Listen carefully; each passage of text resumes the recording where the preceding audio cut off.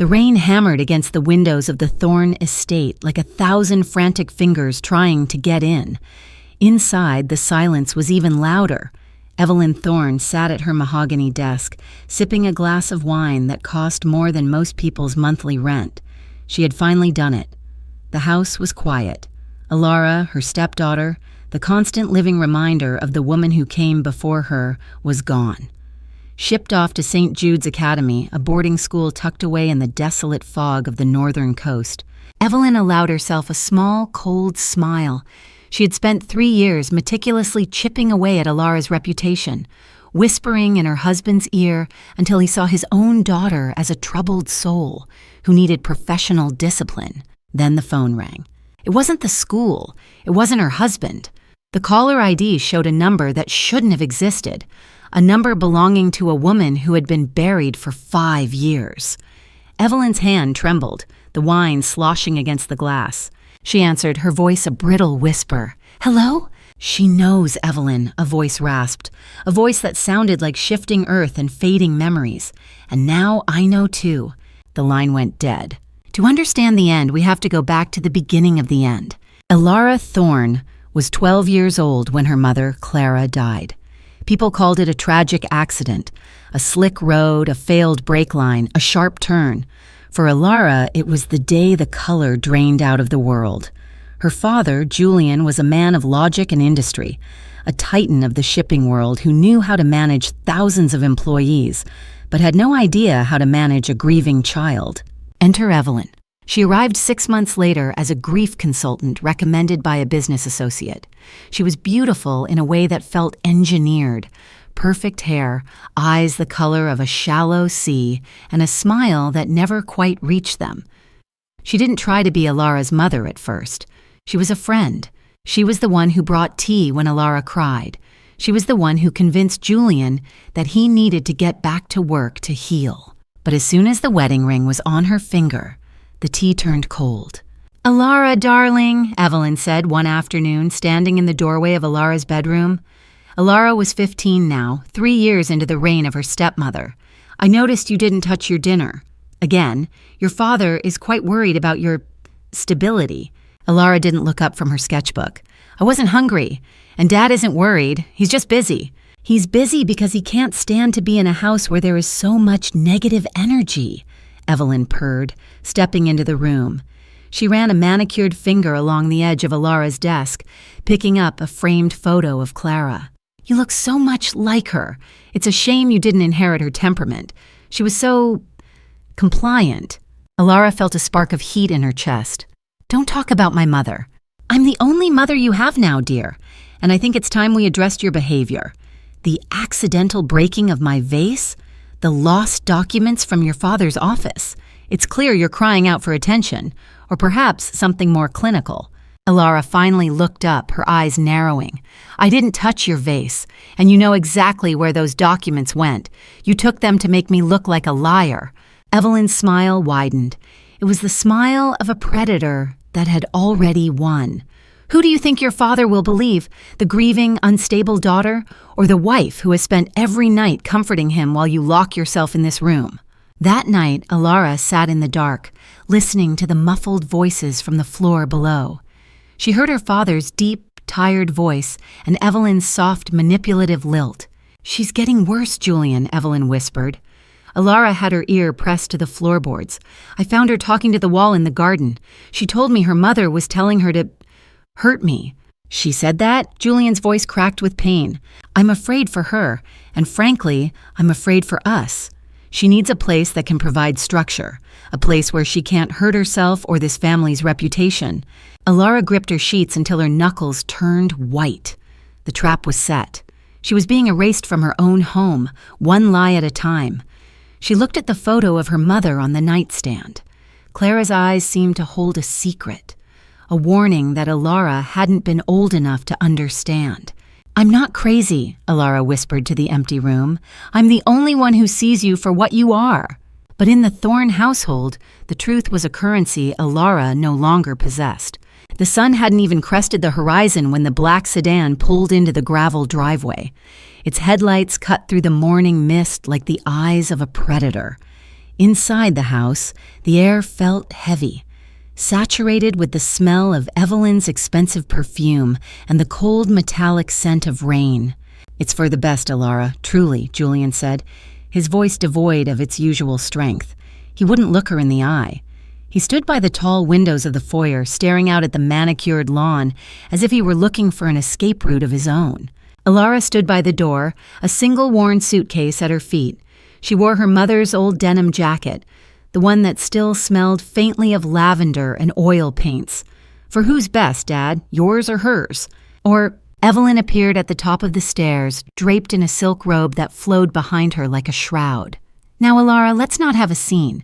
St. Jude's is a prestigious institution. They specialize in difficult transitions. You'll have a schedule, a purpose. You won't have time for these dark moods." "You mean I won't have time to remind Dad that you're slowly replacing every memory of my mother?" Alara retorted. Julian finally turned, his face etched with a mixture of guilt and exhaustion. "That's enough, Alara. This isn't about your mother. This is about your behavior.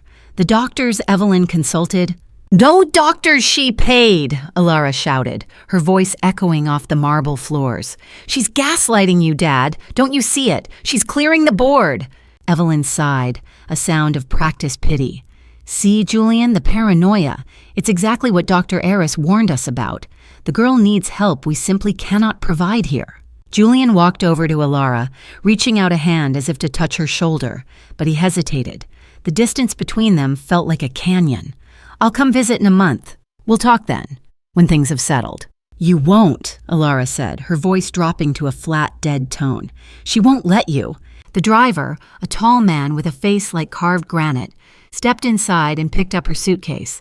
"It's time, Miss Thorne." Alara didn't say goodbye. She didn't look back at the house that had once been filled with her mother's laughter and the smell of baking bread. As the sedan pulled away, she looked into the rearview mirror. Evelyn was standing on the porch, her hand resting possessively on Julian's arm. She wasn't waving, she was just watching, a slight triumphant tilt to her head. The drive to the coast took 6 hours, as the lush greenery of their estate gave way to the jagged, gray cliffs of the north. Alara felt a cold knot tighten in her stomach. St. Jude's Academy wasn't a school, it was a fortress. Built from dark stone and perched on a cliffside overlooking the churning Atlantic, it looked like a place designed to keep things in, or hide them away. "We're here," the driver said, his first words of the trip. The iron gates groaned open, and as they rolled up the long, winding path, Alara saw a figure standing by the main entrance. It was a woman in a stiff gray suit, her hair pulled back so tightly it seemed to stretch the skin of her face. "Welcome to St. Jude's, Alara," the woman said as Alara stepped out into the biting wind. "I am Headmistress Vance. Here we believe in silence, discipline, and the shedding of the past." Alara looked up at the towering gargoyles perched on the roof. "My past isn't something I can just shed." Vance leaned in, her eyes cold and clinical. "Oh, you'd be surprised what people can leave behind when they have no other choice." As the heavy oak doors shut behind her with a definitive thud, Alara felt the weight of the world shift. She was alone in the lion's den, and the only person who could save her was the man who had just handed her over to the beast. Chapter 3. The cold walls of St. Jude's Academy did not smell like a school. There was no scent of old library books or floor wax. Instead, it smelled of sea salt, damp stone, and something medicinal, a sharp, stinging aroma that clung to the back of Alara's throat. Headmistress Vance led Alara through hallways that felt more like a labyrinth than a corridor of learning. The ceilings were vaulted and high, swallowing the sound of their footsteps. There were no posters on the walls, no trophies in glass cases. Every surface was bare, gray, and unforgiving. "You will be in dormitory 4B, Vance said, her voice clipped. "Your belongings have been inspected. Any items deemed distracting have been placed in secure storage. You may earn them back through merit." Alara stopped in her tracks. "Distracting like what?" Vance turned, her expression unreadable. "Your mother's old sketchbook, a locket, a pressed flower.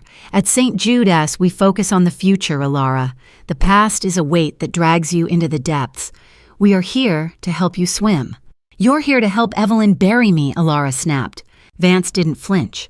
She stepped closer, the smell of peppermint and antiseptic radiating from her. Your stepmother is a very concerned woman. She has paid a significant premium for your specialized care. Do not make her investment a waste, child. The girls who resist find that the cliffs are very lonely. The dorm room was a cell in all but name, a narrow iron cot, a wooden desk, and a window that was barred from the outside. Alara's roommate was a girl named Maya, who sat on her bed staring at a blank wall. Her eyes were hollow, as if the light behind them had been snuffed out weeks ago. "Don't bother unpacking everything," Maya whispered without looking up. "They take what they want during the night inspections anyway." "Who is they?" Alara asked, sitting on the edge of her hard mattress.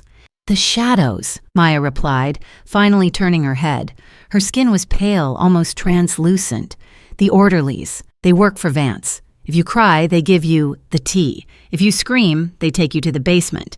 Alara felt a chill that had nothing to do with the drafty window. She thought of Julian. Had he really sent her here?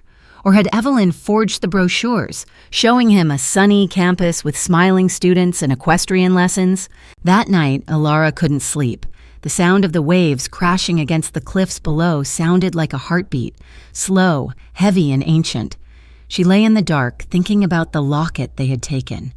Inside was a tiny, blurred photo of her mother laughing in a field of sunflowers. It was the only thing Alara had left that felt real. Around midnight, she heard a sound, a soft, rhythmic clicking in the hallway. Click-clack, click-clack. It stopped right outside her door. Alara held her breath, her heart hammering against her ribs. The small rectangular slot in the door slid open. A pair of eyes peered in, catching the moonlight. They weren't the eyes of a guard.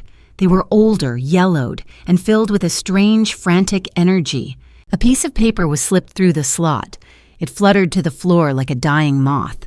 The footsteps retreated, fading into the distance. Alara scrambled out of bed and snatched the paper. In the dim light from the moon, she read the messy, hurried scrawl. "They told him you were dead. Check the records in the East Wing. Room 302. Don't trust the water." Alara's breath hitched. They told him you were dead. Was it possible? Had Evelyn told Julian that his daughter didn't make it? Or was this a sick joke played by one of the other broken girls? She looked over at Maya, but the girl was fast asleep, or pretending to be. Alara tucked the note into her pillowcase. She realized then that St. Jude's wasn't just a boarding school for troubled girls. It was a clearinghouse for unwanted people. And she had just been handed a map to the exit, or a trap. Chapter 4, The Ghost of Room 302. The next morning, the bell for breakfast rang like a death knell. It was a flat, metallic clang that vibrated through the floorboards. Alara watched the other girls file out of their rooms, silent, gray-clad ghosts with eyes downcast. No one spoke. Even Maya, who had whispered to her the night before, now looked through her as if she were made of glass. "Eyes front, Miss Thorne," a guard barked. He was a barrel-chested man named Miller, with a neck that seemed to disappear into his shoulders. "Conversation is a luxury. You haven't earned it." In the dining hall, the food was a gray, tasteless mush. Alara remembered the note. "Don't trust the water." She watched as the girls drank deeply from plastic tumblers filled with a slightly cloudy liquid. Within 20 minutes, their movements became sluggish, their expressions smoothing out into a vacant, terrifying calm. Alara pretended to drink, letting the water hit her lips before wiping it away with a napkin. She had to stay sharp. She had to find room 302. The East Wing was off limits. It was the administrative block separated from the dorms by a heavy steel door that required a keycard. But Alara had spent her childhood breaking into her father's locked study to steal back her confiscated toys. She knew that every fortress had a flaw. During the reflection hour, a polite term for sitting in a windowless room in total silence, Alara noticed the laundry cart. It was a massive, overflowing bin pushed by an elderly man who moved with a permanent limp. He didn't look like the other staff. He looked tired, his eyes mourning something Alara couldn't name. As the cart rolled past the reflection room, Alara stood up. "Sit down, Thorne," Miller warned. "I need the restroom," Alara said, pitching her voice to a needy, fragile whine, the kind of girl Evelyn claimed she was. Miller groaned but nodded toward the hall. 2 minutes. I'm timing you." Alara didn't go to the restroom. She ducked behind a pillar and waited for the laundry cart to reach the service elevator. As the elderly man turned to adjust a stack of sheets, Alara dove into the bottom of the bin, burying herself under a mountain of damp, sour-smelling uniforms. The elevator hummed. She felt the slight jar of the floor stopping. The cart rolled out. Click, whir, thud. The man grunted as he pushed the cart into a closet and walked away. Alara waited until the footsteps faded before crawling out. She was in the East Wing. It was carpeted here, the air smelling of ozone and expensive cedar, a stark contrast to the rot of the dorms. She moved like a shadow, checking the brass numbers on the doors, 300, 301. The door was locked. Alara took a deep breath, her heart hammering. She reached into her pocket and pulled out a sturdy hair clip she'd managed to hide. It was a trick her mother had taught her during a spy game years ago.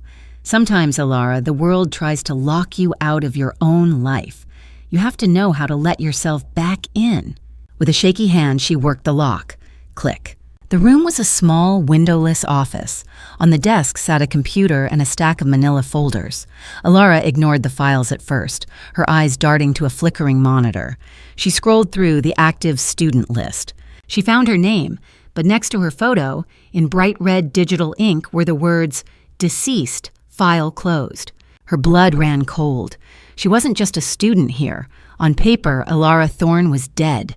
A tragic accident during transport. A car that went over a cliff. She lunged for the physical file on the desk. Inside was a copy of a death certificate, signed by a doctor she didn't recognize, and a series of emails.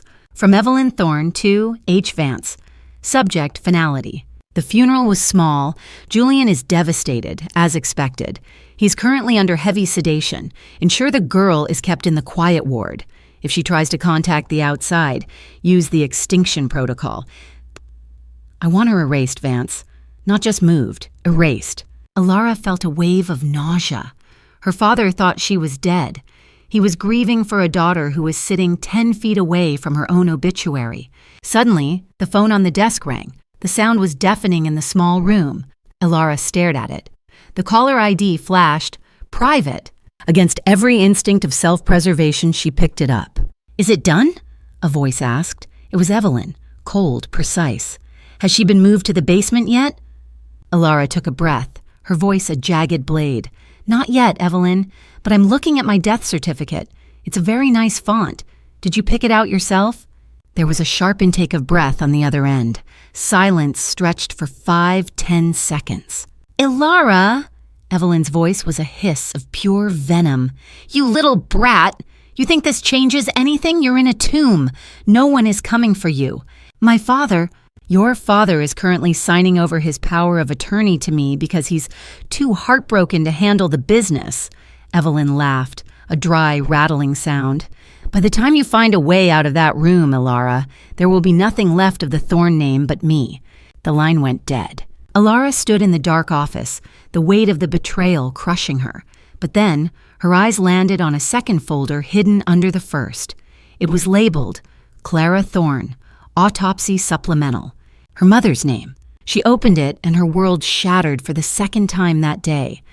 Her mother hadn't died in an accident. The paper in Alara's hand felt like it was vibrating. It was a toxicology report dated 3 weeks before her mother's fatal car crash. It wasn't part of the public record. It was a private analysis commissioned by a local clinic, one that had been intercepted and buried. Clara Thorne hadn't been suffering from early-onset dementia, as the newspapers had whispered. She'd been systematically poisoned with a rare synthetic sedative, a compound that mimicked the symptoms of confusion and delayed reflexes. Alara's breath came in ragged gasps. The room seemed to shrink around her. Evelyn hadn't just replaced Clara, she had liquidated her. She had been the grief consultant waiting in the wings, the one who had likely provided the vitamins Clara had been taking in her final months. Suddenly, the heavy oak door of room 302 creaked. Alara dove under the mahogany desk just as the lights flickered on. A pair of polished black heels clicked across the floor. They stopped inches from Alara's face. She could see the hem of Headmistress Vance's gray skirt. I know you're in here, Alara, Vance said, her voice smooth and terrifyingly calm. Evelyn just called. She was quite distressed. It seems you've been eavesdropping on adult conversations." Alara's heart hammered against her ribs so hard she feared Vance could hear it. She gripped the folder to her chest. "You're a clever girl," Vance continued, circling the desk. "But cleverness in a tomb is just a faster way to the end. Did you really think you could walk into the heart of St. Jude's and walk out again? This wing is monitored by more than just cameras."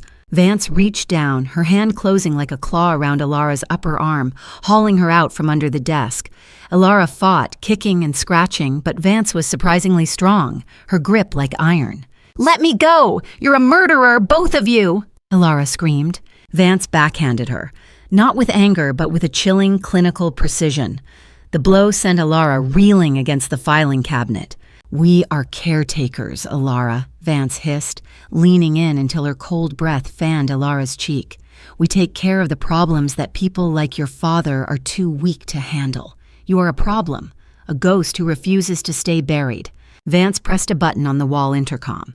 "Miller, room 302. Bring the restraint kit. We're moving the Thorn girl to the isolation block, ahead of schedule." "My father will find out," Alara spat, blood copper sharp in her mouth. "He'll realize I'm not dead."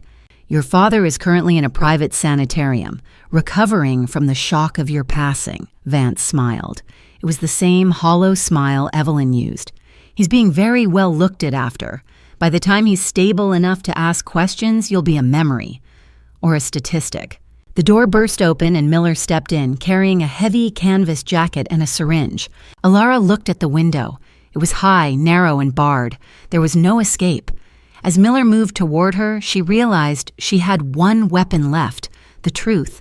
But the truth was useless if there was no one left to hear it. As the needle pierced her skin, the room began to spin. The last thing Alara saw was the folder, the proof of her mother's murder, being tossed into a shredder by Vance's steady hand. "Sweet dreams, Alara," Vance whispered. "In the basement, no one hears the ghosts." Alara woke to the sound of dripping water. It was a slow, rhythmic plink, plink, plink that felt like a needle tapping against her skull. She was in a room no larger than a closet. The walls were sweating, the stones slick with algae and salt. There was no bed, only a thin mat on the floor. Her denim jacket, the last link to her mother, was gone. She was dressed in a thin white shift that offered no protection against the bone-chilling cold of the sea air. "Is someone there?" she croaked. Her throat felt like it had been scraped with sandpaper. "Don't talk," a voice whispered from the darkness. It wasn't Maya. This voice was older, gravelly, and came from behind a rusted iron grate in the wall. "Talking draws the shadows. They don't like noise in the cellar." Alara crawled toward the grate. "Who are you?" "A mistake," the voice replied. "Just like you. I've been here since the winter of 19, or maybe 20. The tides help me keep time, but the tides don't care about names. I'm Alara Thorn. My stepmother sent me here. She killed my mother." There was a long silence from the other side of the wall. Then a low, hacking laugh. "Evelyn. I thought that name sounded familiar. She used to visit before she was a Thorn. She was a volunteer here. That's how she learned the trade." Alara's blood turned to ice. "She worked here." "She was Vance's protege," the voice whispered. "They had a system.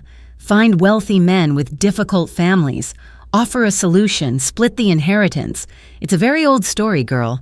You're just the latest chapter." Alara leaned her forehead against the cold bars. "I have to get out. My father, he thinks I'm dead. He's next. She's going to kill him just like she killed my mother." "No one gets out of the isolation block," the voice said, sounding defeated. "The only way out is through the cliffs, and the fall is a long one."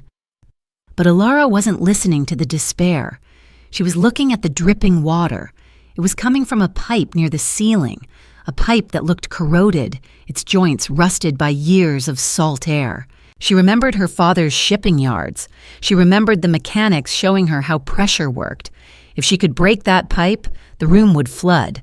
The alarms would trigger. The electronic locks on the doors, the ones Vance bragged about, would fail safe and open. It was a gamble.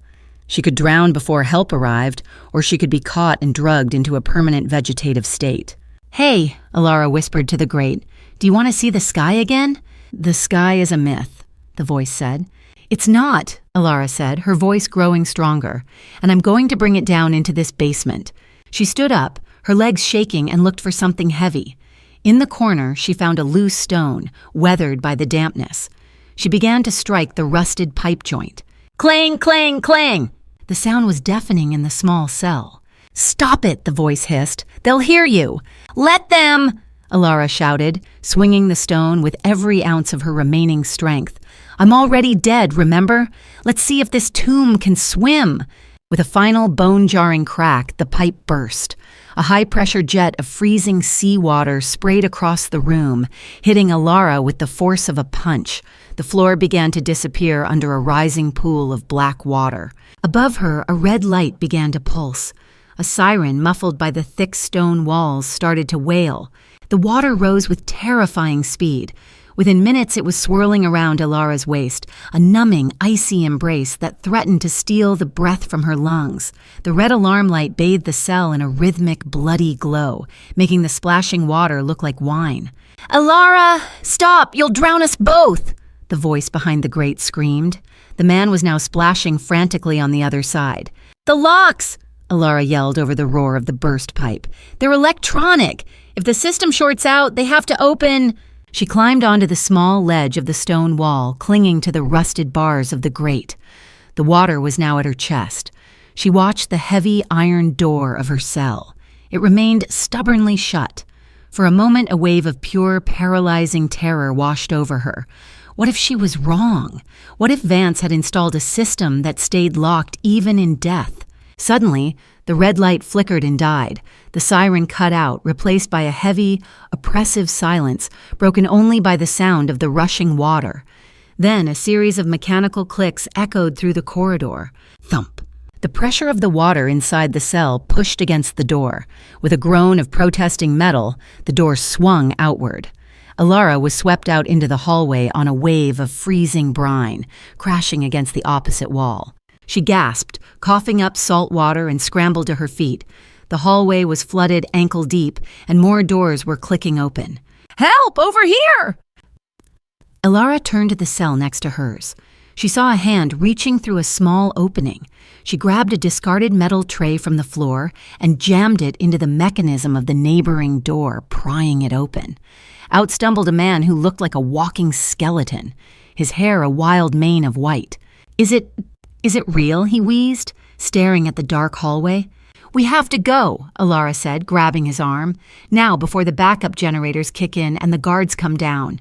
They moved through the dark, a pair of ghosts wading through the rising tide.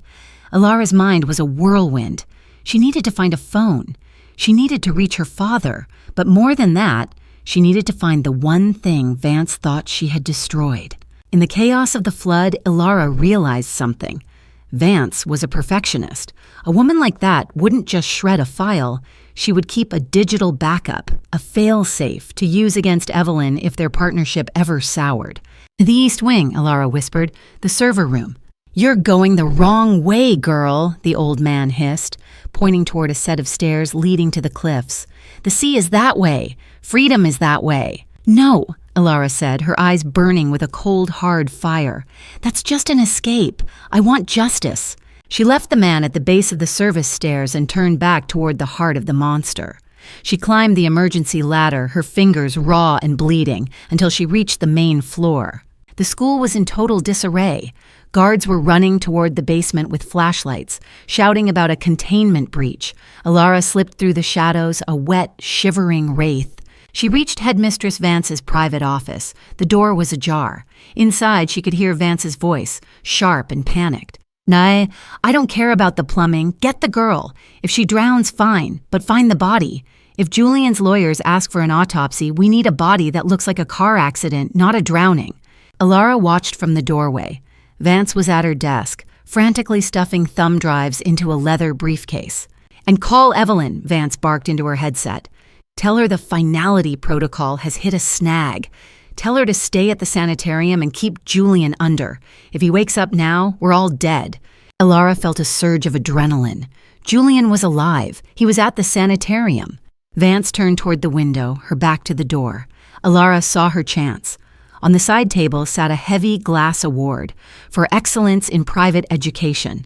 Alara didn't hesitate. She grabbed the glass trophy and stepped into the room. "Looking for me?" Vance spun around, her eyes widening in genuine shock. But before she could scream, Alara swung. The glass award shattered upon impact with the side of the mahogany desk as Vance ducked, the headmistress showing a feline quickness born of pure survival instinct. She didn't scream. Instead, she lunged at Alara, her face a mask of cold, calculated fury. "You should have stayed in the water, Alara," Vance hissed, her fingers clawing at Alara's throat. "It would have been cleaner." Alara scrambled back, her wet feet slipping on the polished floor. She wasn't a fighter, but she was fueled by 3 years of suppressed rage and the knowledge that her father was being drugged in a room somewhere, mourning a daughter who was still breathing. She grabbed a heavy brass lamp from the desk and swung it in a wide arc, forcing Vance to retreat. "Where is he?" Alara shouted, her voice raw. "Which sanitarium?" Vance laughed, a jagged, ugly sound. "Do you think you can just walk out of here? The gates are locked. The guards are coming. You're a ghost, remember? And ghosts don't have fathers." Vance reached for the desk drawer, likely for a weapon, but Alara didn't wait. She lunged forward, not at the woman, but at the leather briefcase. She snatched the thumb drives Vance had been frantically packing and bolted for the door. "Miller, get in here!" Vance's scream finally broke through her composure. Alara sprinted down the hallway of the East Wing. She knew she couldn't outrun the guards for long. She needed a way to broadcast what she had found. She remembered the school's communication center, the high-tech hub where they monitored student calls and sent out the fake progress reports to parents. She ducked into a narrow maintenance closet just as Miller and another guard thundered past the main corridor. Her heart was a trapped bird fluttering against her ribs. She looked at the thumb drives in her hand. One was labeled ET Correspondence, and the other, significantly smaller and encrypted-looking, was labeled Clara Final. Her hands shook. This was it. The proof of her mother's murder and the evidence of the conspiracy to erase her. She found the back entrance to the communication center. It was a room filled with monitors and server racks, humming with a low-frequency vibration. The night technician was gone, likely helping with the flood in the basement. Alara slid into the main terminal. Her fingers flew across the keyboard. She didn't just want to save herself. She wanted to burn the whole system down. She plugged in the first drive. Files began to populate the screen. Recorded phone calls, scanned bank transfers from Julian's accounts to offshore companies, and photos of Alara taken from the shadows of her own home. But it was the audio file at the top that caught her eye. It was dated the night of her mother's death. She hit play. "Is it done?" Julian's voice. But it sounded wrong. It was younger, more confident. "The car is in the ravine," Evelyn's voice replied. "The sedative worked perfectly. She didn't even tap the brakes." "And the girl?" "Sleeping. She won't remember a thing. I'll be the one to comfort her, Julian. I'll be the one to comfort you." Alara's breath hitched. Her father, had he known? No. As the recording continued, she heard the break in Julian's voice, the confusion. I didn't think it would actually happen. You said we were just going to make her leave, Evelyn. You said she'd be safe." "She's safe now, Julian. Safe from herself, and we are safe from her." The recording wasn't proof of Julian's guilt. It was proof of his weakness and Evelyn's ultimate betrayal. She had recorded him in his moment of greatest shame to keep him under her thumb forever. "I have to send this," Alara whispered. She began to upload the files to the one person she hoped she could still trust. Her father's old attorney, a man named Marcus, who had been retired shortly after Evelyn arrived. A progress bar appeared on the screen. 5%, 12%. Suddenly, the monitors flickered. A face appeared on every screen in the room. It was Headmistress Vance, broadcasting from her private terminal. "Alara," Vance said, her voice echoing through the server room speakers, "I've locked the outgoing ports. Nothing leaves this building. Not a signal, not a scream. You're playing a game you've already lost." The door to the communication center groaned as Miller began to kick it in from the other side. Alara looked at the progress bar. 20%. It was too slow. She looked at the phone on the desk. It was an old-fashioned landline separate from the digital network. She remembered the number. It was the only number she had memorized besides her own. As the door splintered open, Alara grabbed the phone and dialed. The door to the communication center shattered with a final, violent kick. Miller stepped through the debris, his face reddened with exertion, a pair of heavy zip ties dangling from his belt like a hunter's trophies. Behind him, 2 more guards fanned out, their flashlights cutting through the dim, blue light of the server racks. "Give it up, kid," Miller growled, his voice a low rumble. "You've caused enough damage for one night." Alara didn't look at him. She pressed the phone to her ear, listening to the rhythmic ring, ring, ring that felt like the ticking of a countdown clock. "Step away from the console," Vance's voice barked over the intercom system. "Miller, take her, now!" As Miller lunged, the line finally clicked open. "Hello?" a voice answered. It was a woman's voice, tired, wary, and guarded. It was Marcus's secretary, Sarah, who had been like an aunt to Alara before the world went dark. "Sarah, it's Alara!" she screamed, ducking under Miller's grasping hand. She scrambled behind a massive server rack, the cord of the landline stretching to its limit. "Listen to me. I'm at St. Jude's. They told everyone I'm dead, but I'm alive. Evelyn, she's at the Crestview Sanitarium with my father. You have to get Marcus. You have to—" A hand grabbed the back of Alara's shift and yanked. She hit the floor hard, the phone flying from her hand. It clattered across the tile, the receiver spinning. "Alara! Alara!" Sarah's voice, tinny and distant, drifted from the handset. Miller pinned Alara to the floor with a knee to her back, his weight crushing the air from her lungs. "Got her!" he grunted into his radio. "Kill the line," Vance's voice commanded. Another guard stepped on the phone, the plastic cracking under his boot, silencing Sarah's frantic calls. Alara struggled, her face pressed against the cold floor, her eyes fixed on the monitor. 38% uploaded. Upload interrupted. The screen went black. The finality files, the recordings, the proof of her mother's murder, it was all trapped behind the school's firewall. "You think you're so smart," Miller hissed, pulling her arms behind her back and cinching the zip ties until they bit into her skin. "But you're just a little girl playing in a grown-up's world, and in this world, we own the truth." They hauled her up and dragged her out of the room. As she was pulled down the hallway, Alara saw Headmistress Vance standing by the elevator. The woman looked different now. The mask of calm had been replaced by a frantic, jagged edge. She was clutching her briefcase as if it were a life raft. "Put her in the transport van," Vance ordered. "The flood is going to be the cover. An unfortunate accident during the emergency evacuation. The basement collapsed. The girl was trapped. Simple. Tragic." "What about the others?" Miller asked, nodding toward the basement where the water was still rising. "Let them drown," Vance said, her eyes cold. "We're cleaning the slate tonight." Alara was dragged toward the back exit, where a nondescript white van waited in the rain. The wind howled, whipping her hair across her face. She looked up at the towering cliffs of St. Jude S. She had failed. The evidence was gone, her father was still drugged, and she was being sent to a watery grave.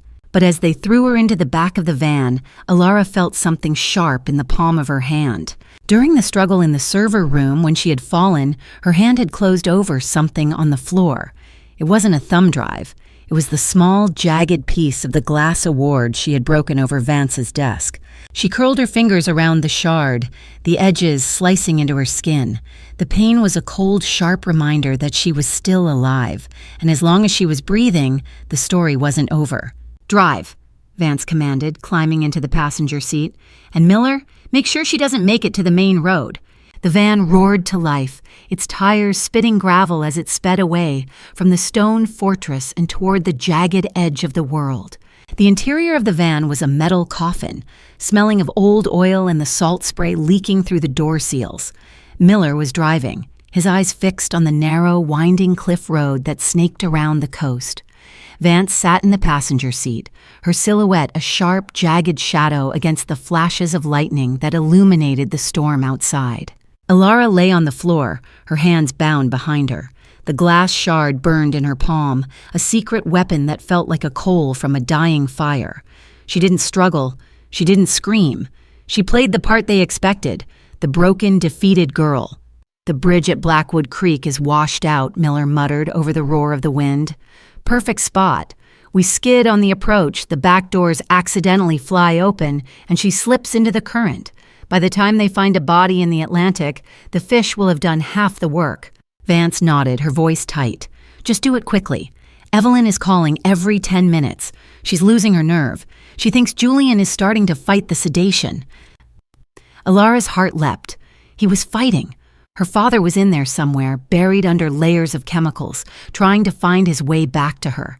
She began to work the glass shard against the thick plastic of the zip ties. It was slow, agonizing work. Every time the van jolted over a pothole, the glass sliced into her wrists, but she didn't flinch. The copper scent of her own blood filled her nostrils, mixing with the brine. Slice, friction, slice. She felt a strand of the plastic give way.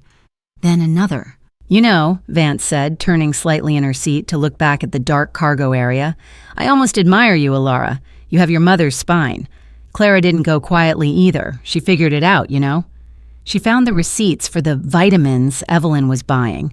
She was on her way to the police when her brakes failed. Alara froze.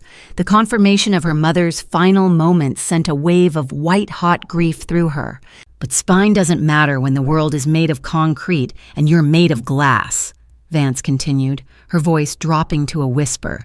In the end, everyone breaks. Snap. The zip tie finally severed. Alara kept her hands behind her back, maintaining the illusion. She waited, her muscles coiled like a spring. The van began to slow. She could hear the roar of the creek below, a violent, churning monster fueled by the storm. The tires crunched on the gravel of the bridge approach. Now, Vance said. Miller slammed on the brakes, causing the van to fishtail. He threw the vehicle into park and climbed out, the wind instantly tearing at his jacket. He walked to the back and yanked the doors open. The rain lashed inside, drenching Alara. Miller reached in, grabbing her by the hair to drag her toward the edge of the van. Time to go for a swim, Princess, he grunted. As he pulled her toward the opening, Alara didn't resist. She let him move her until they were at the very edge, the drop to the black water below just feet away. Then, with a sudden violent twist, she brought her hands forward. She didn't use the glass on him. She used it on his eyes. Miller screamed, his hands flying to his face as the shard grazed his brow, blood blinding him instantly. Alara didn't wait. She lunged past him, her small frame slipping through his grasp like a ghost. "She's out, Vance, she's out," Miller roared, stumbling blindly in the mud. Alara didn't run toward the woods. She ran toward the driver's side of the van. The keys were still in the ignition. Vance was scrambling across the console, her eyes wide with terror. "You little—" Alara slammed the door shut and locked it just as Vance's hand hit the glass. She shoved the van into gear. She didn't know how to drive, but she had watched her father 1,000 times. She floored the accelerator. The van lurched forward, tires spinning in the mud. It clipped Miller, sending him sprawling into the brush. "Alara, stop!" Vance screamed, clawing at the dashboard as the van sped onto the bridge. Alara didn't stop. She steered the heavy vehicle through the rain, her eyes fixed on the road ahead. She wasn't just escaping. She was going to the one place where the truth could no longer be hidden. Behind her, in the rearview mirror, she saw the lights of St. Jude's fading into the mist. But in the passenger seat, Vance was reaching for the emergency brake. The interior of the van became a battlefield of metal and desperation. As the vehicle hurtled down the rain-slicked highway, Headmistress Vance lunged across the center console, her fingers clawing for Alara's face, her knee slamming against the gear shift. "You're gonna kill us both!" Vance shrieked. The poise of the Academy headmistress completely shattered. Alara gripped the steering wheel with white-knuckled intensity. The van swerved, the tires screaming against the asphalt. "Then we die!" Alara yelled back, a raw, primal sound. "But I'm not going back to that basement!" Vance managed to grab the steering wheel, jerking it to the right. The van veered toward the guardrail, sparks flying as metal ground against metal. The screeching sound was deafening. Alara slammed her elbow into Vance's throat, a desperate move that sent the older woman reeling back into the passenger seat, gasping for air. Alara regained control just as a sign flashed past in the headlights. Crestview Sanitarium, 5 miles. "He's there, isn't he?" Alara demanded, her voice shaking but certain. "Evelyn's private recovery wing?" Vance didn't answer. She was fumbling with the leather briefcase she had guarded so fiercely. She pulled out a small silver canister. pepper spray. Before Vance could aim, Ilara did the only thing she could think of. She slammed on the brakes. The sudden deceleration sent Vance flying forward. Her head hit the dashboard with a sickening thud, and the canister skittered across the floorboards. Vance slumped back, conscious but dazed, blood trickling from a cut on her forehead. Ilara didn't wait for her to recover. She pulled the van over to the shoulder, grabbed the leather briefcase, and snatched the keys from the ignition. She jumped out into the freezing rain, her legs feeling like jelly, and began to run toward the glowing lights of the sanitarium on the hill. Crestview was a sprawling Victorian estate converted into a high-end medical facility. It was surrounded by a decorative iron fence that looked far more fragile than the gates of St. Jude S. Ilara scrambled over the pickets, her mother's denim jacket, now tattered and soaked, catching on a spike. She ripped it free and kept moving. She reached the side entrance, a service door used by the kitchen staff. It was locked, but through the glass she saw a keypad. She looked at the leather briefcase in her hand. On the side, embossed in gold, were the initials HV and a small sticker with a 4-digit code, 1031, Clara's birthday. The cruelty of it hit Ilara like a physical blow. Vance had used the birthday of the woman she helped kill as a password. Ilara punched in the numbers. Beep, click. The door opened. The interior of Crestview was the opposite of St. Jude S. It was plush, carpeted, and smelled of lavender and expensive floor wax. It was a gilded cage for the wealthy. Ilara moved through the shadows, avoiding the nurses' stations. She followed the signs for the executive suites. She reached suite 402. Outside the door sat 2 men in dark suits. Evelyn's private security. "Hey!" one of them shouted as they spotted the wet, bedraggled girl sprinting down the hall. Ilara didn't stop. She swung the heavy leather briefcase like a wrecking ball, catching the first guard in the ribs. She used the momentum to dive past the second one, throwing her entire weight against the door of the suite. The door burst open. Inside, the room was dimly lit by the soft glow of medical monitors. Julian Thorne lay in a massive bed, his skin pale, his eyes closed. Sitting in a chair beside him, a glass of champagne in her hand and a document on her lap, was Evelyn.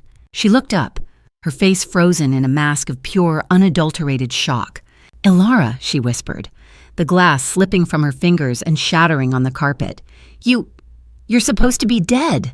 "I'm the ghost you couldn't bury, Evelyn," Ilara panted, standing over her father's bed. "And the haunting starts now." The 2 security guards scrambled into the room, their faces flushed with embarrassment. One of them reached for Ilara's arm, but Evelyn held up a trembling hand.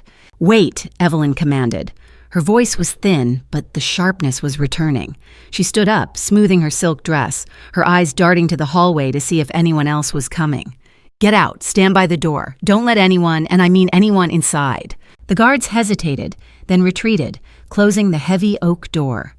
The room fell into a suffocating silence, broken only by the steady, rhythmic beep of Julian's heart monitor. "You look terrible, darling," Evelyn said, her voice regaining its oily smoothness. She stepped toward Ilara, her eyes fixed on the leather briefcase. "St. Jude's clearly didn't agree with you. I suppose I'll have to have a very stern word with Headmistress Vance about her security protocols." "Vance is in a ditch by the side of the road," Ilara spat, her voice cracking with exhaustion. "And your security is a joke, just like your marriage." Evelyn laughed, a cold, hollow sound. "My marriage is exactly what I need it to be. Your father is a broken man, Ilara. He was broken long before I arrived. I just provided the grace for him to fall. He wanted to believe your mother's death was an accident. He needed to believe it so he didn't have to face the truth of his own neglect." Ilara looked down at her father. His eyelids flickered, a tiny, frantic movement. He was there, somewhere beneath the fog of the drugs. "He's not broken," Ilara whispered. "He's poisoned, just like she was." "Careful, child," Evelyn hissed, stepping closer. "Accusations are dangerous things, especially when the person making them is officially deceased. Did you know I already held a memorial for you? Your father cried for hours before I gave him his vitamin. In the eyes of the law, you are a ghost, and ghosts don't inherit shipping empires." "I don't want the empire," Ilara said, raising the briefcase. "I want the truth. I have the files, Evelyn. The recordings from the school, the bank transfers, the toxicology reports Vance kept as insurance against you. Evelyn's face turned a sickly shade of gray, her eyes locked onto the briefcase. Vance wouldn't be so stupid. She was terrified of you, Alara said, moving toward the bedside. She kept everything, every order you gave, every finality protocol. It's all in here. Evelyn lunged. She wasn't a fighter, but she was desperate. She grabbed Alara's hair, pulling her away from the bed. The briefcase hit the floor with a heavy thud. Evelyn began to claw at Alara's face, her manicured nails drawing blood. "You think you've won?" Evelyn screamed, the mask of the elegant socialite completely gone. "I spent 5 years building this. I earned this life. I won't let a bratty, ungrateful child take it away." She shoved Alara against the medical equipment. A stand tipped over, a glass bottle of saline shattering on the floor. Alara scrambled for the briefcase, but Evelyn was faster, pinning her down. "I should have had Vance finish you the moment you arrived," Evelyn whispered, her face inches from Alara's. "But no matter. The doctors here follow my orders. By morning, you'll have had a psychotic break and jump from the balcony. A tragic end to a tragic girl." Suddenly, a sound cut through Evelyn's tirade. "Eve, Lynn?" The voice was a dry, rusted rasp. Both women froze. Julian Thorne's eyes were open. They were bloodshot and unfocused, but they were fixed on the woman pinning his daughter to the floor.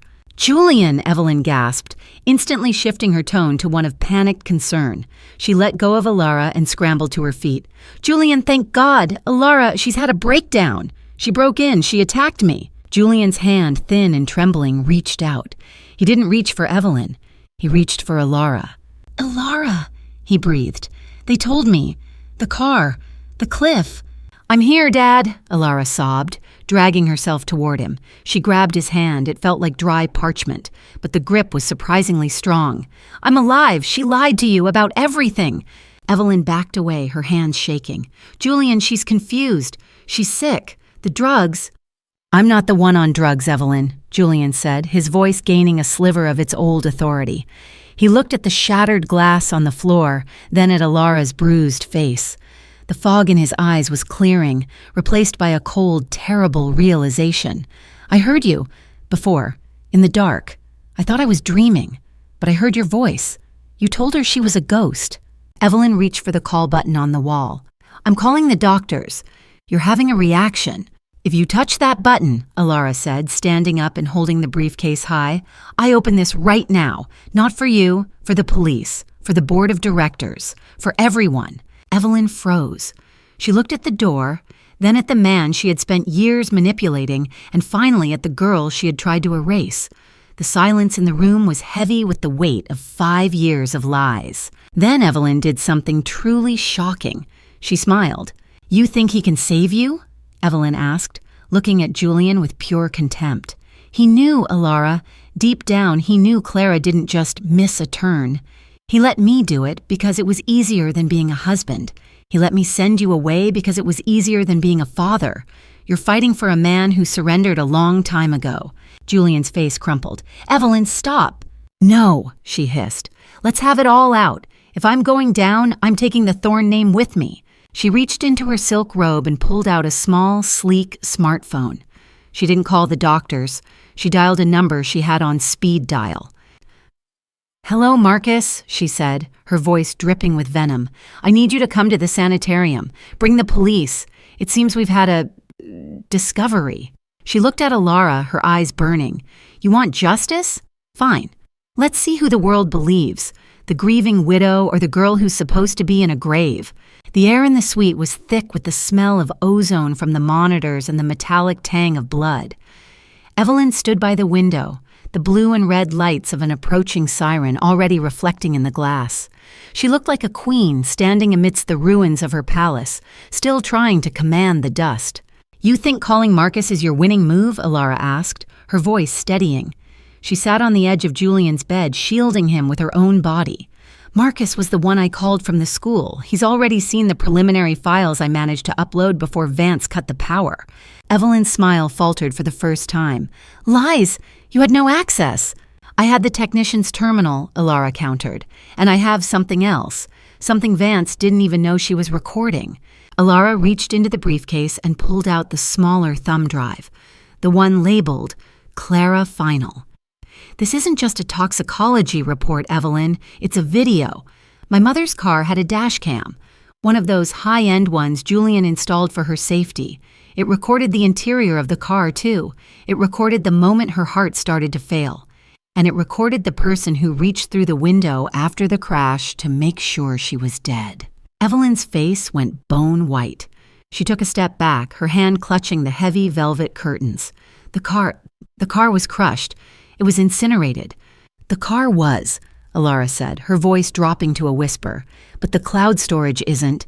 Vance found the login credentials in my mother's jewelry box. She's been holding that video over your head for years, hasn't she? That's why you kept paying her. Not for my tuition, for her silence." Julian let out a choked, sobbing breath. "Evelyn, you were there?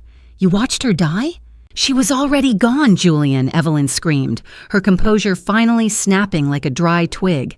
"She was a ghost before she ever hit the ravine. I gave you a life. I gave you a wife who didn't cry all day over fading paintings. I did it for us." "There is no us," Julian said. He struggled to sit up, his movements jerky and weak, but his eyes were filled with a terrifying, lucid fire.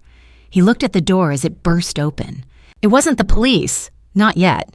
It was Marcus, the attorney, followed by 2 uniformed officers and, to Alara's shock, the elderly man from the St. Jude's laundry room.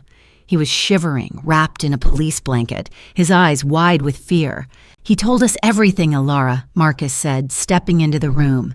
He looked at Evelyn with a disgust so profound it seemed to fill the room. The accidents, the disappearances. "The basement of St. Jude's is being emptied by the Coast Guard as we speak. Headmistress Vance was picked up 3 miles down the road. She's already talking. She's trading you for a plea deal, Evelyn." Evelyn looked around the room. The walls were closing in. The police moved forward, handcuffs clicking with a sound that seemed to echo the metallic clang of the St. Jude's gates. "I have money!" Evelyn shrieked, backing toward the balcony. "I have the Thorne accounts.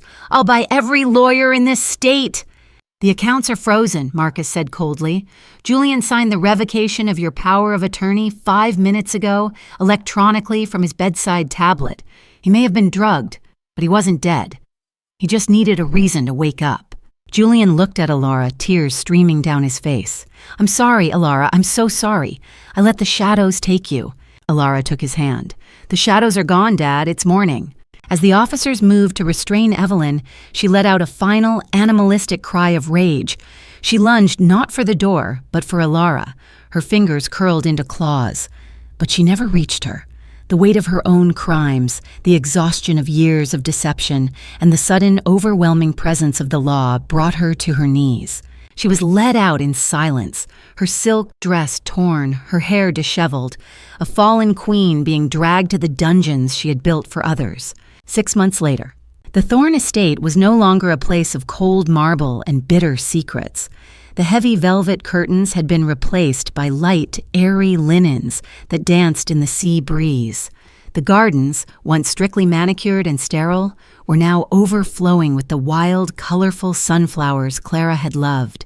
Alara stood on the cliffside behind their home, not the jagged, killing cliffs of St. Jude S., but the gentle, rolling bluffs of her childhood. She held a small wooden box in her hands. Beside her stood Julian. He looked older, his hair more silver than before, but his eyes were clear. He had spent months in rehab, purging the toxins from his system and the guilt from his heart. He would never be the man he was before, but he was the father Alara needed him to be. "Are you ready?" Julian asked softly. Alara nodded.